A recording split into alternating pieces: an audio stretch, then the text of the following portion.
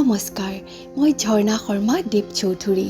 আজি আপোনালোকৰ সন্মুখত পাঠ কৰিবলৈ লৈছোঁ প্ৰসিদ্ধ ঔপন্যাসিক সন্তোষ কুমাৰ কৰ্মকাৰৰ এখনি জনপ্ৰিয় উপন্যাস চিলিকন ভেলীত এখোজৰ 42 নম্বৰ খণ্ড। নিশা 12:30-1 বজাত শুৱে কাৰণে পুৱা সাৰ পাওঁতে বনানীৰ পলম হয়। গায়ত্ৰীৰ চিঞৰত 6 বজাত সাৰ পাই বনানী বিৰক্ত হ'বলৈ লৈছিল। কিন্তু নন্দিনীৰ নিচিনা বনানীও সংবেদনশীল মনৰ ছোৱালী। তাইৰ জীৱনতো ঘাত প্ৰতিঘাত কম যোৱা নাই। তদুপৰি কালি গায়ত্ৰী যেনেকৈ বিচনাত পৰি টোপনিত বেহুচ হৈ আছিল, সেই দৃশ্যটো মনত পেলাওঁতেই বনানীৰ বিৰক্তিটো নাইকিয়া হ'ল। তুমি চাগৈ কিবা বেয়া সপোন দেখি আছিলা। গায়ত্ৰীৰ মূৰত অসহনীয় বিষ, গাটো দুৰ্বল, উঠিবলৈ চেষ্টা কৰিও উঠিব নোৱাৰিলে। বাগৰি থকা অৱস্থাতে ক'লে, বৰ বেয়া সপোন। ভয় খালা নহয়নে? ভয়টো আচলতে সন্দীপক লৈ, জীৱনৰ আশা আকাংক্ষা ভাগি টচ নচ হৈ পৰাৰ বাবে। পিছে সেইটো বনানীক ক'ব নোৱাৰিলে। হতাশাৰে ভাৰাক্ৰান্ত মন লৈ কোৱা সম্ভৱ নহ'ল। তাই ক'লে সপোনৰ পিছৰ অংশটো।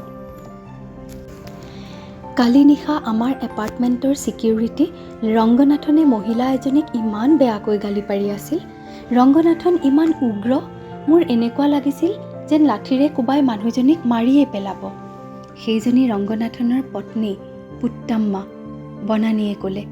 আচলতে আমাৰ ফ্লেটটো যিডৰা মাটিত নিৰ্মাণ কৰা হৈছে, সেই মাটিডৰাখনো এসময়ত ৰংগনাথনৰ আছিল।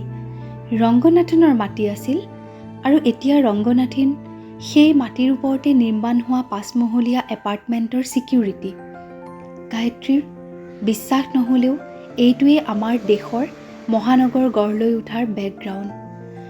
আৰবানাইজেশ্যনৰ কোবত লোৱাৰ মিডল ক্লাছ আৰু লোৱাৰ ক্লাছ ভূমিহীন হৈ পৰিছে। আৰ্থিকভাৱে বেয়াকৈ মাৰ খাই সিহঁত মহানগৰৰ পৰা বিতাড়িত হৈছে। সেইবুলি ৰংগনাথনে নিজৰ পত্নীক তেনেকৈ গালি পৰাটো? ছিকিউৰিটি হিচাপে যিখিনি দৰমহা পায়, সেইখিনিৰে সিহঁতৰ সাংসাৰিক প্ৰয়োজন পূৰণ নহয়। তাৰ বাবে প্ৰায়েই পত্নীৰ লগত কাজিয়া লাগে।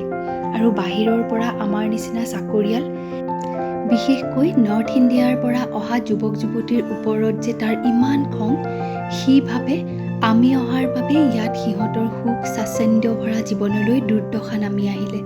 পৈতৃক মাটি বাৰী খেতি খোলাৰ পৰা বঞ্চিত হ'ব লগা হ'ল। এয়া শিল্পায়ন আৰু নগৰীকৰণৰ কুফল। শিল্প উদ্যোগ প্ৰতিষ্ঠিত কৰিবৰ বাবে শিল্পপতি উদ্যোগপতিসকলক অনুজ্ঞাপত্ৰ প্ৰদান কৰা চৰকাৰে ৰংগনাথন পুত্তাম্মাহঁতৰ কথা নাভাবে। শিল্পায়ন নগৰীকৰণৰ সুফল লাভ কৰি অনায়াসৰ জীৱন যাপন কৰা সকলৰ ৰংগনাথন পুত্তাম্মাৰ হতাশা বঞ্চনাৰ কথা ভাবিবৰ আহৰিয়েই বা নাই।